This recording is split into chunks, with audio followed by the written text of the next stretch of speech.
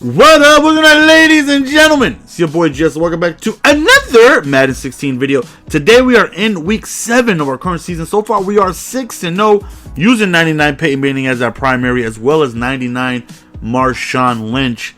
And we are giving away that Peyton Manning again. Go to my Twitter, twitter.com/MrGoldenSports. Link is in the description. I have plenty of links in the description. Go click away. And look at my pinned tweet if you guys want to enter. You know, we're going to go ahead and give that bad boy away.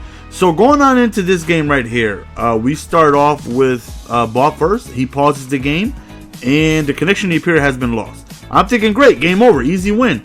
Wrong. I end up losing that. How? I don't know. I'm now 6-1. I'm like, you got to be kidding me. That was my facial reaction. Like, I lost? How the hell did I lose? I didn't do it. He paused it, and then I lost? What?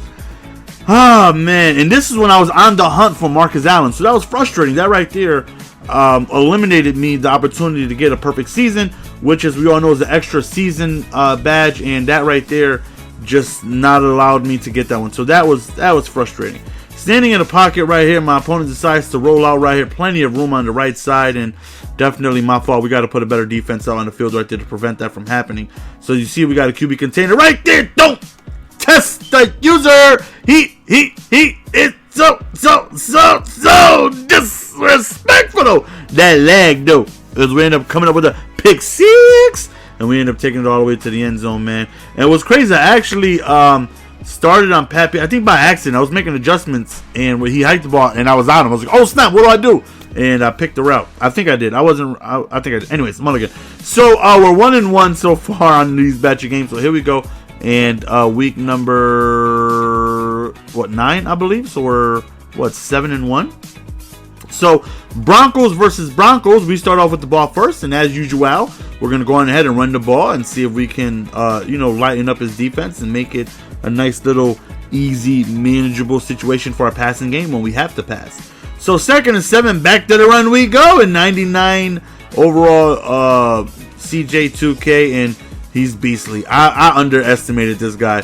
I underestimated this card. That might be the best running back in the game. You can make a point. When I first used him, I was very disappointed.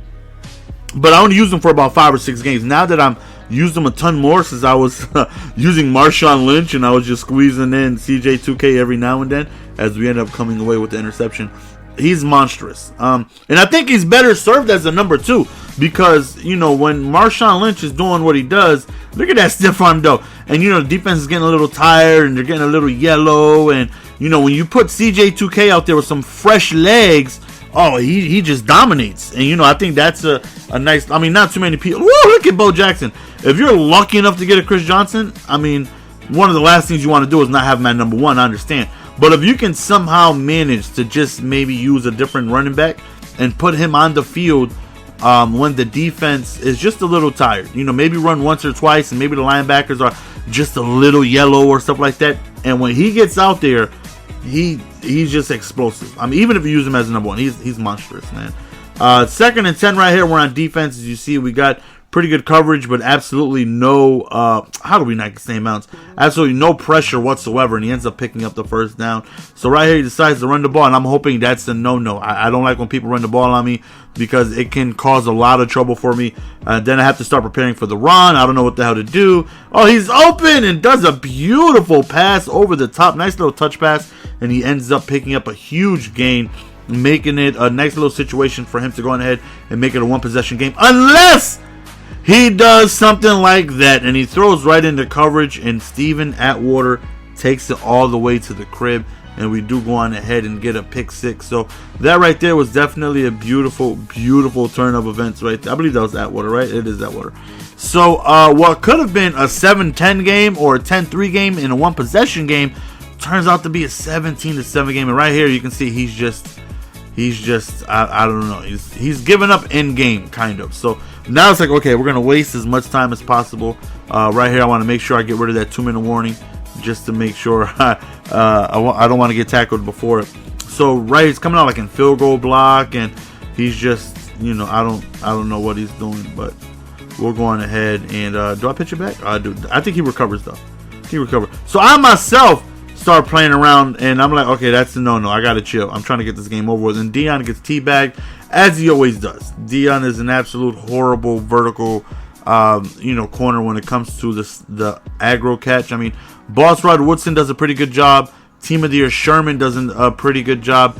Dion just doesn't. He just doesn't. Right here, he rolls back, and I don't know. I don't know what I'm supposed to. I don't know. Right here, I just start diving. Just let as much time roll off of the clock as possible at this point. I don't know what to do. I mean, game is. Clearly it's over. How did he manage to get that out? So right here, I just start taking these chewing clock. I'm like, let me get the hell up out of here. We go to the second half. He receives ball, and I'm like, I wonder what type of trickery nonsense he's gonna do now. So he kicks a field goal, and I'm like, come on, man, great. So now it's just like, okay, we're gonna go on ahead and we're gonna take some more knees. Chew clock. Waste as much time as possible. On fourth down right here, we don't even go for it. We just chuck it up. And I'm trying not to score so I can waste some more time, but unfortunately we end up scoring. And here we go, back again on defense and back again with this guy. So what I started to do is like, you know what? When he comes out, if he starts to pass, he starts taking these. Okay, good. Now he's passing. I'm like, okay, I'm going to put all the guys in the QB spy so he can go on ahead and just stand in the pocket and hopefully just waste a lot of time. And he chucks it up 3rd and 20.